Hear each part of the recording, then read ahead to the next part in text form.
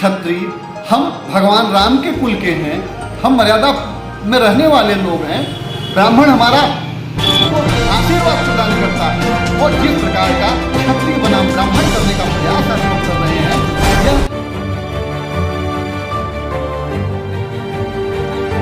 यह कुछ video social media पर वायरल हो रहे हैं, तो उस विषय में क्या कहना चाहेंगे आप? पहले तो जो लोग जातीयता की बात कर रहे हैं, समाज को तोड़ने की बात कर रहे हैं, वैमनस्य फैला रहे हैं, इन लोग अत्यंत निंदनीय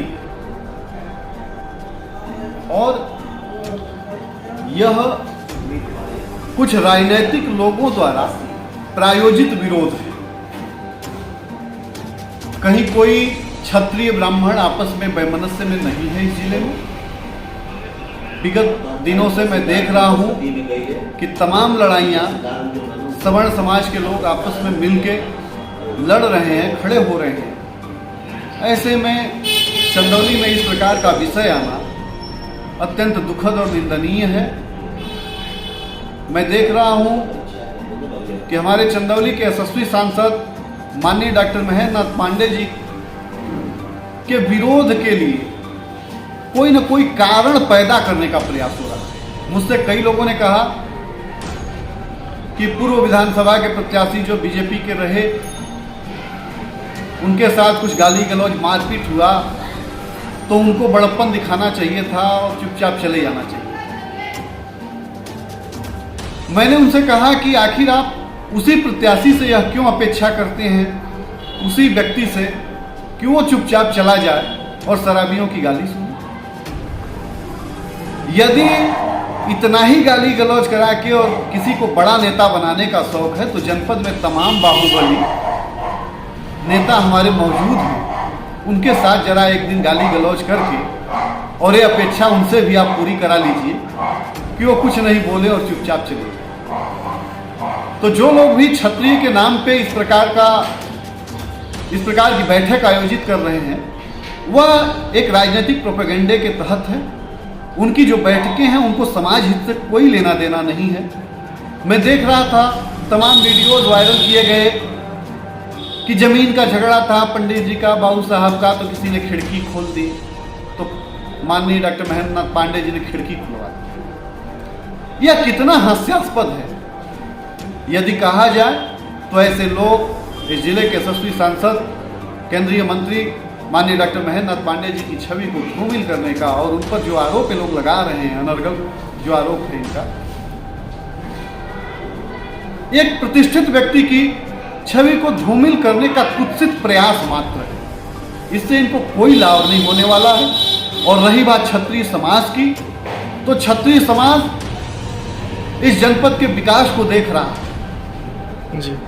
इन लोगों के द्वारा क्षत्रिय जाति के नाम पर जातीय संगठन बनाकर लोगों को इकट्ठा करने का, चंदा लेने का और खाने का और राजनीति करने का जो उपक्रम चलता है, यह सबके सामने है, यह कई सालों से चला आ रहा है।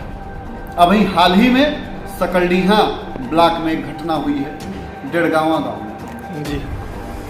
वहां एक जातीय समूह ने कुछ क्षत्रिय समाज के लोगों पर संगठन बनाकर हमला कर दिया और उसमें एक व्यक्ति घायल हुआ और वो कई दिन एडमिट रहा और उसकी मौत हो गई। यह तथाकथित क्षत्रिय नेता क्षत्रिय बनाम ब्राह्मण करते रहे और इसमें से एक नेता का बयान नहीं आया, जो यह स्पष्ट रूप से दर्शाता है कि इनको क्षत्रिय हित से कोई लेना देना नहीं है। इनको केवल राजनीतिक रोटी सेकनी है और इनको इस जनपद का माहौल बिगाड़ना है और चुनाव के समय में माननीय डॉक्टर महेंद्र नाथ पांडे के ऊपर कीचड़ उछालकर उनकी छवि को खराब करने का प्रयास करना है। इससे ज्यादा इनका कोई उद्देश्य ही नहीं है। नहीं तो मैं इनसे पूछना चाहूंगा कि आप लोग इतने सालों से क्षत्रिय समाज की बात करते हैं, आप बताइए कि कितने क्षत्रिय गरीब बच्चों के पढ़ाई के लिए, कितनी गरीब कन्याओं के शिक्षा के लिए आपने कार्य किया। कोई सकारात्मक कार्य किया हो तो उसको सामने रखिए। आप केवल कार्यक्रम करते हो, जय भवानी बोलते हो, जय महाराणा बोलते हो और हमारे महापुरुषों को जाति विशेष का बना के छोड़ देते हो। वो सर्व समाज के थे, उनकी जो छवि थी उसको एक खांचे में बंद करने का प्रयास करते हो और अपने चरित्र से क्षत्रिय समाज की गरिमा को गिराने का प्रयास करते हो। हम क्षत्रिय, हम भगवान राम के कुल के हैं, हम मर्यादा में रहने वाले लोग हैं। ब्राह्मण हमारा पुरोहित होता है, ब्राह्मण हमको आशीर्वाद प्रदान करता है, और जिस प्रकार का क्षत्रिय बनाम ब्राह्मण करने का प्रयास आप लोग कर रहे हैं यह अत्यंत निंदनीय है। और इस पर यहाँ पर कोई भी इनके साथ खड़ा होने वाला नहीं है। ये वही लोग हैं जो कि सत्ता बदलने पर अपना झंडा बदल देते हैं। तिलक तराजू और तलवार इनको मारो जूते चार का जब नारा लगाने वाली खड़ी होती है तो उसके सामने जाके ये अपने नेता को लेके घुटने टेक देते हैं।